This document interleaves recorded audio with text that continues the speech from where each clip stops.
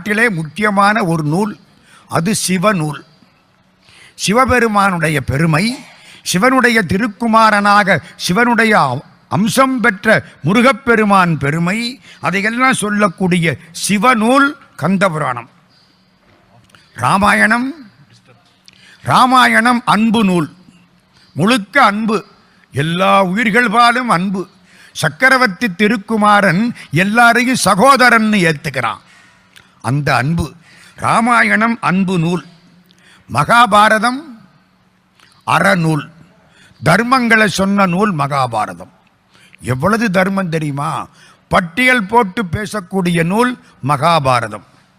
சிலப்பதிகாரம், இதெல்லாம் நம்முடைய காவியங்கள் தமிழ்ல.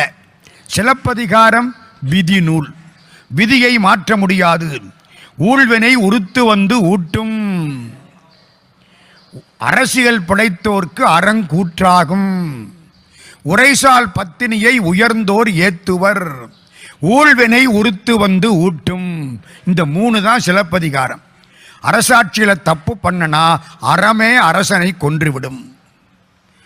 சிறந்த கற்புக்கரசியாயிருக்கக்கூடிய பெண்களை உலகம் கும்பிடும்.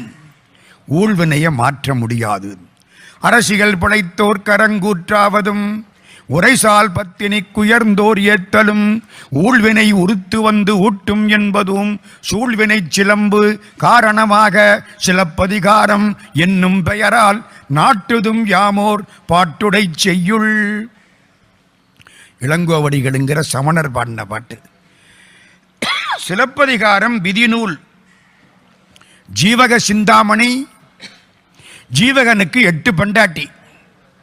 8 பேரையும் விட்டுட்டு சன்னியாசி ஆயிட்டான். 8 பொண்டாட்டி இருந்தா பண்ண சன்னியாசி ஆக வேண்டியதானே? ஏங்க என்னத்துக்கு அவன் ஒரு பொண்டாட்டியை சமாளிக்க முடியல, 8 பொண்டாட்டி வச்சு அவன் என்ன பண்ணுவான்? மங்கையர் எண்மறை மணந்த வாண்டுமிக்க வீரன் ஜீவகன். அதான் ஜீவக சிந்தாமணி. ஜீவக சிந்தாமணி இருக்கே, அது இன்ப நூல். பெரிய புராணம் இந்த வரிசையில் வச்சு சொல்லிக்கிட்டே வாங்க. கந்தபுராணம் சிவநூல், ராமாயணம் அன்பு நூல், மகாபாரதம் அறநூல், சிலப்பதிகாரம் விதி நூல், சிந்தாமணி இன்ப நூல், பெரிய புராணம் அருள் நூல். முழுக்க அருள். சிவபெருமானுடைய திருவருள், அடியார்களின் திருவருள், அடியார் விட்டு வாசப்படியிலே ஆண்டவன் வந்து நின்ன வரலாறு தான் பெரிய புராணம்.